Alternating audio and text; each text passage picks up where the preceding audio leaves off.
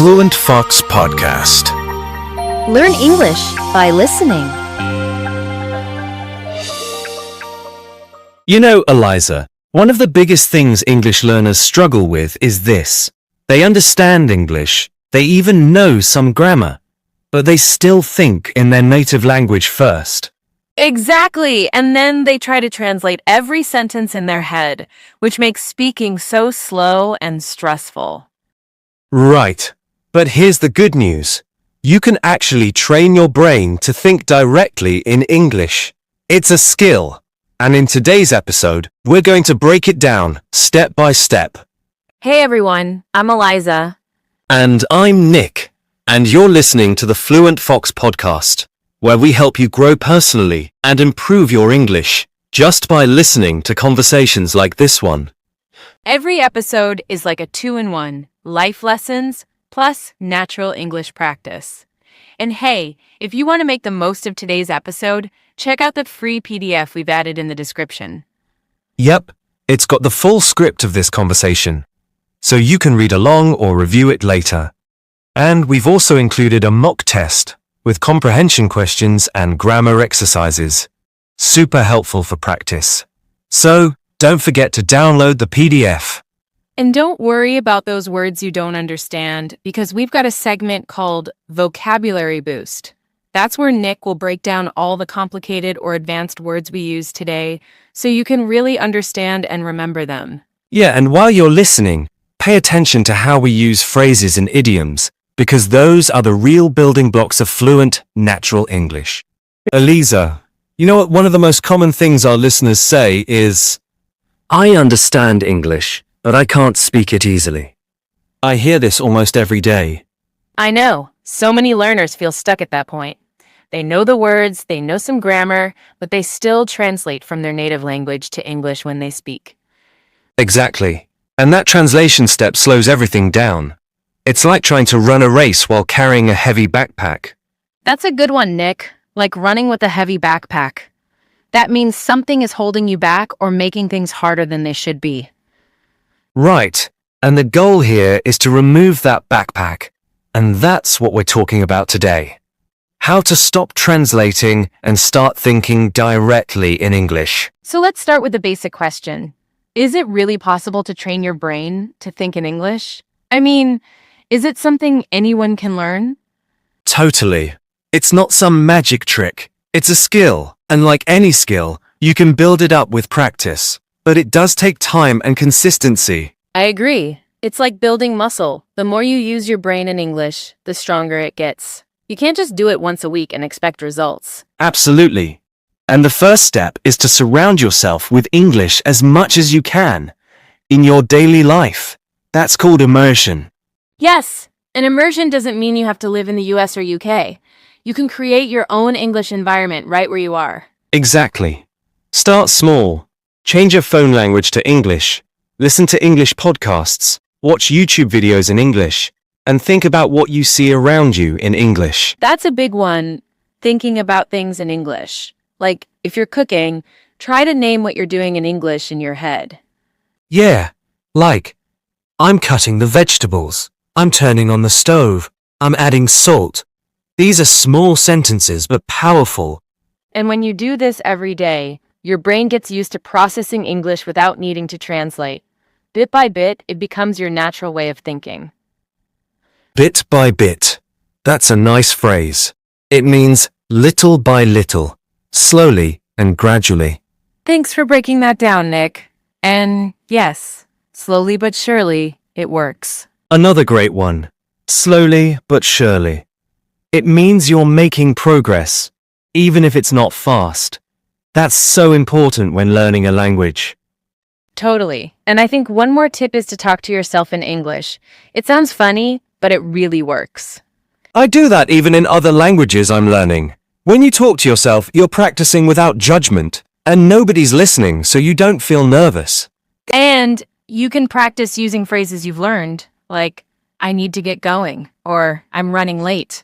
The more you use them, the more natural they feel. I need to get going. That's a great phrase. It means, I need to leave now, or I have to go. It's casual and very common. Yep. And when you start thinking in those phrases, you stop translating. Your brain just pulls them out automatically. Just like native speakers do. They're not building sentences from grammar rules. They're just using ready-made phrases from memory. Exactly. And to build those ready-made phrases, you have to listen a lot. Repetition is key. Stick in your head. That's a fun phrase. It means something stays in your memory without effort. Thanks for explaining that. And you're right. The more you hear something, the deeper it goes into your brain. So true. And there's another thing people ask. What about grammar? Should they focus on it when trying to think in English? Honestly, at this stage, I think grammar should be in the back seat. Learn it naturally, through examples. Don't get hung up on making perfect sentences. Get hung up. That's an idiom we should explain. It means to get stuck or obsessed with something, like worrying too much about it. Exactly. If you focus too much on grammar rules, you'll freeze. Instead, focus on expressing your ideas clearly, even if it's not perfect. Communication first, perfection later. I think that's a great rule. Yeah, no one ever said, "Well, your grammar is amazing," in real conversation. People care more about connection. That's true. And I want to add, don't be afraid to mess up. Making mistakes is part of learning. Absolutely. In fact, when you make a mistake and correct it, that's when the brain remembers best. It's like that saying, fall down 7 times, stand up 8. Great proverb. It means don't give up. Keep trying even if you fail. Exactly. And language learning is all about showing up every day, trying, making mistakes, learning, and getting better. Showing up? That means to be present and take action, even when it's hard. That's the real key to progress. And one more tip from me, use your imagination. Imagine you're in a cafe, ordering coffee in English. Walk through the whole scene in your mind. Yes, visualization helps so much. It prepares your brain for real-life situations. It's like mental rehearsal. And if you do this regularly, you'll notice that English becomes part of your thinking, not something you have to switch on all the time. Good one. Switch on. It means to activate something. You don't want to switch on your English brain. You want it on all the time. So true. Thinking in English is not about speed. It's about habit. Make it a part of your daily life and it becomes automatic. So, Aliza, what would you say to someone who tells us, "I don't have time to practice English every day"? Good question. I'd say you don't need hours. Even 10 minutes a day can go a long way if you're consistent. Exactly. And just to explain, go a long way means it can have a big effect, even if it seems small at first. Right. I always tell learners, attach English to your habits. Like, listen to an English podcast while brushing your teeth or walking. Yes. Or think in English when you're riding the bus. You can describe the people around you or what you're doing, even in your mind. And here's another tip. Label things in your house. Stick notes on your mirror, fridge, table with English names. You'll see them every day. That's a great one. I used to do that when learning Spanish. Seeing the words every day really helped them sink in. Let's explain that. Sink in means something becomes clear or gets into your memory slowly over time. Yes, it's passive learning, but very powerful. You're not studying in the traditional way, but you're still learning. Totally. And I want to mention something important. Don't worry about making your thoughts perfect. Just get them out in English. Exactly. Get them out means express your thoughts. Even if the grammar or structure isn't perfect, it's okay. The goal is not to be perfect. It's to be understood. That's a huge mindset shift. I agree. And speaking of mindset, do you think confidence plays a big role in thinking and speaking in English? Oh, for sure. If you're always doubting yourself, you'll be afraid to speak or even think in English. Confidence helps you move forward. It's like riding a bike. You have to believe you can do it, even if you wobble at first. That belief keeps you going. Yes, I love that example. And remember, confidence doesn't mean you're perfect. It just means you're willing to try again and again. Exactly. And you'll make progress faster if you don't beat yourself up for mistakes. Let's explain that. Beat yourself up means to blame or criticize yourself too much. Right. We all make mistakes, even native speakers. So give yourself grace and keep at it. Keep at it means continue doing something, even when it's hard or slow. It's all about staying on track. And you know, Eliza, another great method to train your brain is shadowing. Have you heard of that? Yes, shadowing is awesome. It means repeating what someone says in real time, like an echo. Exactly. You can use a podcast, YouTube video, or even this one. Listen to a sentence, pause, and repeat it out loud. It trains your brain to follow native rhythm, pronunciation, and sentence structure. You start thinking in chunks, not word by word. That's a key point. Thinking in chunks. Like using full phrases. Can I help you? I'm just looking. What time is it? And when you use these chunks often, your brain doesn't need to build every sentence from zero. Exactly. It becomes automatic. Just like we don't think too much before saying good morning or thank you. Another idea. Try journaling in English. Just write 4 to 5 lines a day about your thoughts, your day, or what you're grateful for. That's a great one. And don't worry about grammar. Focus on putting your thoughts on paper. It's very helpful. It also helps you notice your common mistakes, and you'll see your progress when you look back. Absolutely. And here's a fun one. Talk to your pet in English. Ha! Ha! I do that. My cat doesn't care what language I speak.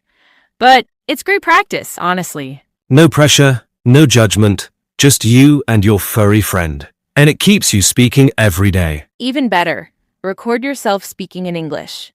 Then listen to it after some time. Yes, that's powerful. You might feel shy at first, but it helps you hear your pronunciation, fluency, and confidence grow. So true. You'll start to notice patterns. Maybe you say like too much.